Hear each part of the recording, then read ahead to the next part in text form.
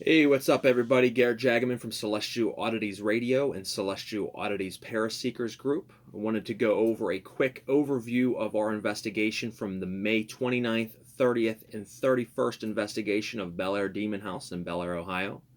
My team, along with another paranormal team in Pittsburgh, got together and worked as a team in unison to investigate this famous location and get some experiences, some contact and communication, and that we certainly did. So I wanted to go over how I seen it, my evaluation of the events that took place that weekend, and we're going to release that with a write-up of what we experienced and a little bit about this location and its history. We will go through more evidence over time and release more tidbits here and there, but we gathered over 150 hours of footage between all of our cameras over the weekend and over 20 hours of audio. So it's going to take some time to get through all that, as we also do a lot of other investigations. The analyzation of the evidence is always the hardest part, but certainly we always do our best to get through it all. So I'm going to talk about that weekend because we are actually returning back tomorrow, October 16th, 17th, and coming home the 18th for a second round of investigations. While we're there, we do stay there, sleep in the house, eat in the house. We become part of that house for that weekend. So you really get to experience it full force. And that we did on this particular first investigation back in May.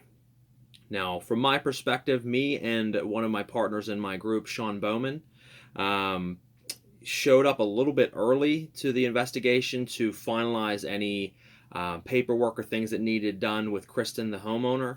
And then we wanted to get kind of our stuff in there, get a feel of the house before the rest of the team showed up.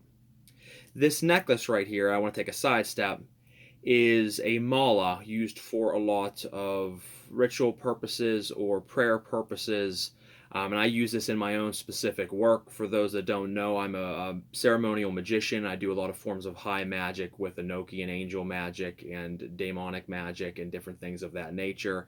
Not that I'm here to talk about that, in this specific video, but the reason I mention it is I have done ceremonies with this specific mala to imbue it with the force of angelic power to protect during investigations, not only myself, but those around me. Don't expect everyone to understand or believe that, and that's fine. That's my own beliefs. But why I bring this up is when we were taking a tour of the house, we walked around, seeing all the rooms, sat down, and was having a conversation with Kristen. All of a sudden, I felt like someone had grabbed this and yanked this full force. In the middle of the conversation, I actually jerked way down because it felt like someone yanked my necklace. And I kind of sprung up and reached back and grabbed it, and the only one behind me was Sean, but Sean's sitting about 8 or 9 feet behind me. And I looked around, and Kristen kind of looked at me weird, and I didn't say anything to anybody, and I'm like, what the hell is that? Well, this necklace was brand new at the time. I had just gotten it about 2 weeks before that. It had snapped the string in it, and then it dropped down like an extra 2 inches because it wasn't taut anymore. It kind of fell, down. It was ready to break. It lasted the whole weekend, fortunately, but I found that to be very interesting that this house is known for a demonic or demonic force or power or darker energies, and a necklace specifically that's to hold the power of angels was grabbed, full forcibly yanked. I mean, there's no making this up. It pulled my whole head down. Like a full-grown man had yanked on it, and it broke the necklace, which was brand new, made of very strong rope. Since then, I fixed it. It's got a 65-pound musky braided spider line on there from fishing, so this baby ain't breaking ever again. But that was the start of it. Right then and there, I knew something was off about this house as far as just strange activity that I've had. In the past, ghosts touch me or spirits touch me. I've seen them move things. Obviously, I've had a lot of encounters and experiences, as you guys know. But something physically grabbing a necklace so hard to yank your body downwards and then snapping the necklace was new to me. And I thought that, wow, there's a lot of power here. So going forward, my team set up all of our equipment. We spent the weekend investigating this location. And throughout the first day, first night into the second day and second afternoon, we got a little bit of activity. We had in the basement, we had seen everyone individually and some of us as duos and trios would spend time in the basement, which is pitch black, and sitting there for about 45 minutes to an hour, a green orb seen by human eye and not camera had been seen by several members throughout the weekend in this house. It would glow, it would move, it would disappear, it would come back and glow again, it would just disappear. So that was a pretty cool happening that we had experienced, individually and together. Um, there are journals kept throughout the house, where people can write down their experiences of what they experienced during the weekend. And we'd seen one talking about the meowing of a cat in the middle of the night while they were trying to sleep, and there is no cat in this house. While doing a spirit box session the first night, we had heard a cat meowing several times in that audio box session, or that ghost box session. I've never heard an animal come through a ghost box. I've heard a lot of noises, but never an animal. So I thought that was kind of correlating and interesting. The ghost of a girl named Emily is supposed to reside in the home, and when we ask who is with us right now, a young girl's voice came across and said, Emily. So that correlated. We had a gentleman say Jesse at that same exact time. We don't know who that might be. The ghost box session the second day. So the first day didn't have a whole lot. A couple ghost box answers.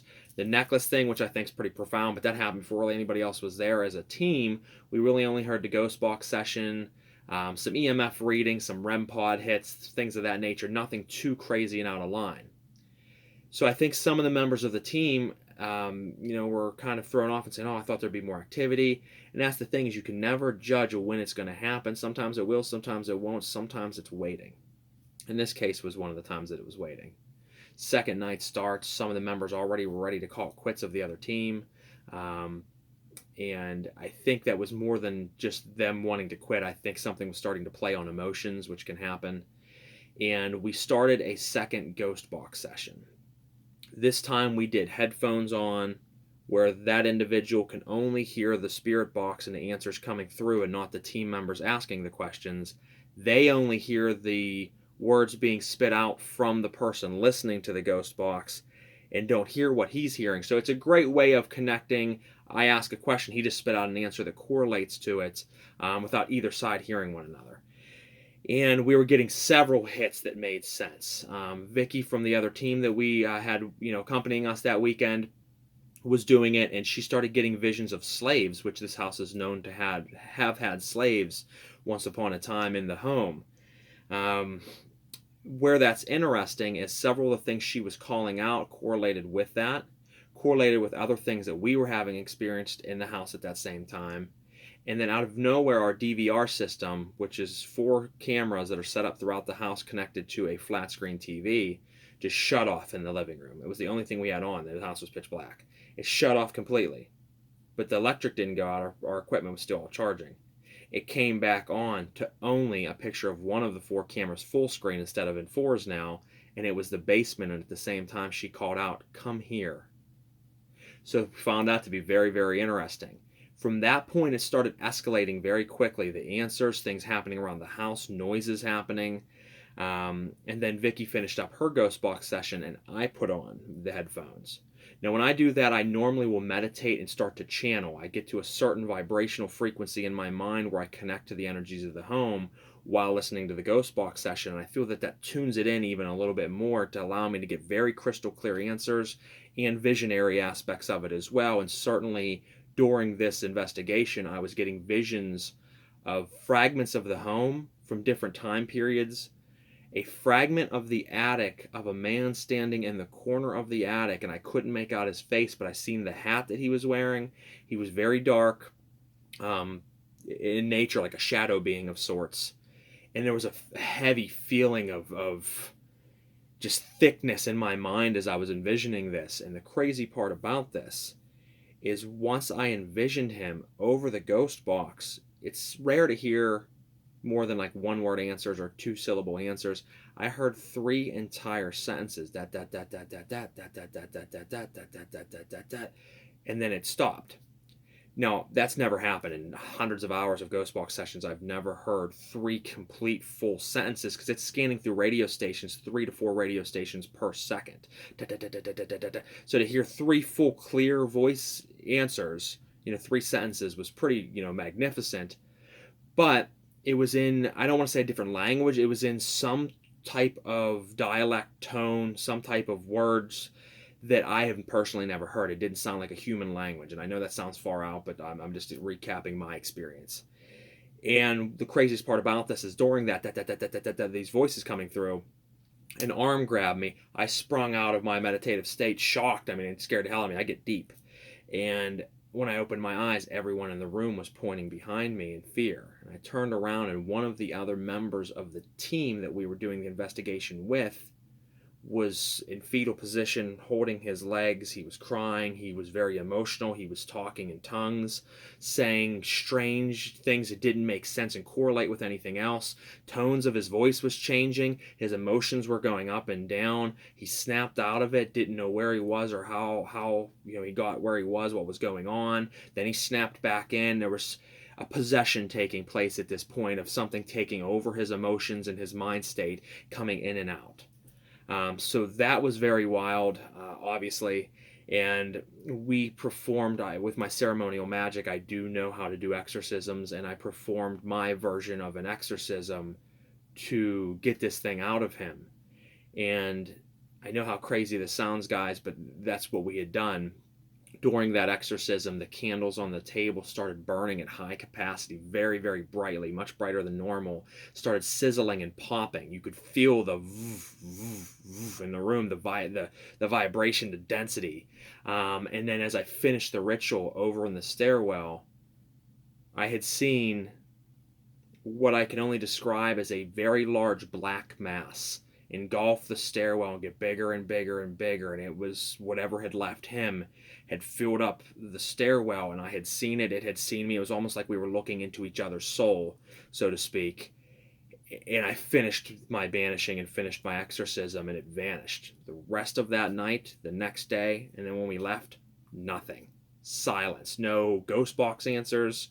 No EMF hits, no nothing. I mean, it went from being pretty steady, small activity all weekend up until that point, and then some larger things that happened, to that very huge peak to just silence. I mean, it was an eerie silence. The house was quiet. There was nothing happening at that point. So that is a pretty good recap. Some of the other things I want to jump back to. At one point, the ghost box on the second night before the possession happened, it was flying through all the channels out loud without the headphones on, and it just stopped dead on a classic rock song, crystal clear. You couldn't even have got it clear if you wanted to.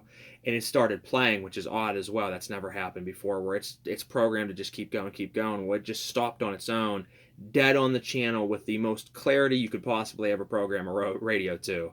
And the words in the song correlated with being chained and needing to be free, which is the same exact time period we were talking about slaves being chained. So very, very peculiar and correlated very well. Let me see if I missed anything else. I think that's really about it. That covers most of the things that had happened. So with the evidences that we're releasing, you'll hear some of those ghost box sessions, some of those answers. I did capture a picture, or the team captured a picture, in the upstairs hallway outside the main bedroom. They kept flashing the camera, and I freeze framed it on one of the frames and went in slow motion until I was able to take a still frame of the face of a man in the hallway wearing a hat that matched the being that I seen in the attic. This was months after this had happened. I found this footage, and it just struck me, because whenever I seen it in that freeze frame, when I freeze framed, I'm like, oh wow, that is the being that I seen in the attic. So there was some heavy evidence gathered from this location. We will accompany that with our write-up. We will return back tomorrow, Saturday, and Sunday for the full weekend, staying there, trying to have some more happenings and some more communication to try to understand what this being is, what these other spirits are experiencing, and what kind of talks we can have with them. We will gather the evidence, and we will certainly do our best to release you more activity and more evidence of that house. And hopefully you guys enjoyed our recap. It was scary. It was something that you don't witness often. In fact, out of the other 7 people that were in that house, no one has ever witnessed anything like that in all their years of investigating. The other team with us has been investigating for over 20 years. They've been investigating with this gentleman for over 15, and he's never done anything like that, so we know obviously that is legit. Plus the tongues and things he was saying was not himself. I've seen actual possessions before. That was my 3rd time actually witnessing something of that nature. And it's a rarity. It's good that it's a rarity, but it is a rarity, and it does happen, and we got to experience it at this location. So hopefully you enjoyed my recap. If you have any questions, please feel free to message us at celestialoddities@gmail.com, or at the Celestial Oddities Para Seekers page. Make sure you check out our shows on Celestial Oddities Paranormal Guys podcast and Oddworld. We're always bringing you the best of supernatural and paranormal. And we'll catch you next time, guys. Garrett Jagaman. Talk to you later. Take care.